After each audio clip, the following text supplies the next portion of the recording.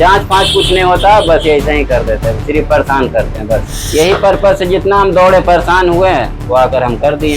तो साइन करके बोलते हैं 1 दिन बाद 2 दिन बाद हो गए, जब उस वजह से मेरा कई को फार्म भरना छूट गया। मेरा कोई भी काम वहाँ पहुँचने के बाद भी बोलते हैं जाँच होगा, रजिस्ट्री के वाला लाभो तुम यादव है कि नहीं है। नमस्कार, आप लाइव सीरीज देख रहे हैं, मैं हूं आपके साथ काव्या। बिहार में अगर आप सरकारी कार्यालय में किसी काम को लेकर जाते हैं तो जरा ध्यान से जाइएगा। ऐसा हम इसलिए कह रहे हैं क्योंकि अगर आप फॉर्म ध्यान से नहीं भरिएगा तो फिर जो अधिकारी, जो काम करने वाले व्यक्ति हैं, वो आपका उसी नाम से निवास प्रमाण पत्र या फिर कोई और भी कागज जो है वो बना देंगे। दरअसल ये मामला बिहार के बाढ़ अंचल कार्यालय से निकल के सामने आया है और मामला थोड़ा अजीबोगरीब है। एक व्यक्ति के द्वारा जानबूझकर, यानी कि सरकारी कार्यालय में रोज दौड़ाने की वजह से व्यक्ति जो है वो जानबूझकर सरकारी कार्यालय के अधिकारियों की परीक्षा ले रहा था और इसी वजह से उसने अपना निवास प्रमाण पत्र बनवाने के लिए फॉर्म डाला और फॉर्म में उसने नाम गलत लिखा। गलत क्या, उसने फॉर्म में नाम नॉइज ईयरबड्स का लिख दिया और अधिकारी के द्वारा बिना कुछ चेक किए उसी नाम पे निवास प्रमाण पत्र बनाकर भेज भी दिया गया। आप उस निवास प्रमाण पत्र को अपने स्क्रीन पे देख पा रहे होंगे और इस पूरे मामले में खुद आवेदनकर्ता का क्या कुछ कहना है, आप सुनिए। आप भी अप्लाई किए थे? हमें अप्लाई किए थे। क्या नाम लिखे थे? Noise birds. हाँ। फादर ने? ईस्टवुड। और माता? वही ईस्टवुड। और तो ये क्या चीज में अप्लाई किए थे? रेसिडेंस किए थे, निवास, RTPS से। फोटो क्या दिए? वही ब्लूटूथ का। तो बन क्या गया? बन के आ गया। कब अप्लाई किए थे? कल अप्लाई किए थे, आज आ गया। ब्लूटूथ का फोटो और ये? हाँ, खुद अप्लाई किए? हम खुद किए थे। ऐसा क्यों किया? ऐसा क्यों किए, क्योंकि जब NCL और जातीय आवासी जब बनाने जाते हैं हम लोग, कभी जब फॉर्म भरना जल्दीबाजी रहता है, जल्दी में गए तो वहाँ पहले कर्मचारी साहब नहीं मिलते साइन करने के लिए, फ़ोन करते तो मेरा फ़ोन ब्लैक लिस्ट कर दिए पवन सर।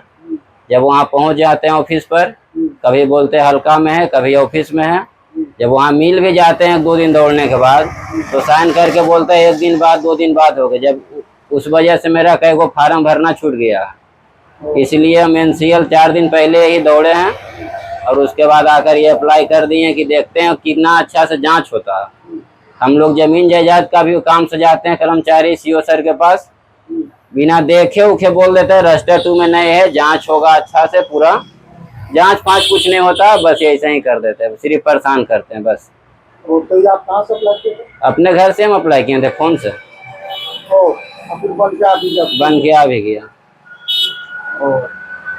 तो मतलब ये आप कैसे सोचे ऐसा? हम देखे वहाँ गए तो हम देखे जब इतना जांच हो रहा था, हम एक बार ट्राई कर लेते हैं।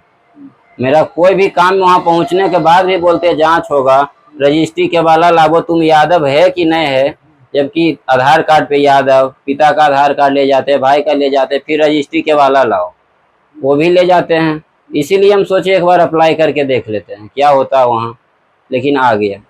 आपको तो जांच करना था? हाँ, जांच हम यही पर्पज से जितना हम दौड़े परेशान हुए हैं वो आकर हम कर दिए। तो आपने आवेदनकर्ता को सुना जिन्होंने पूरी जानकारी दी है, बताया है कि आखिर उन्होंने ऐसा क्यों किया।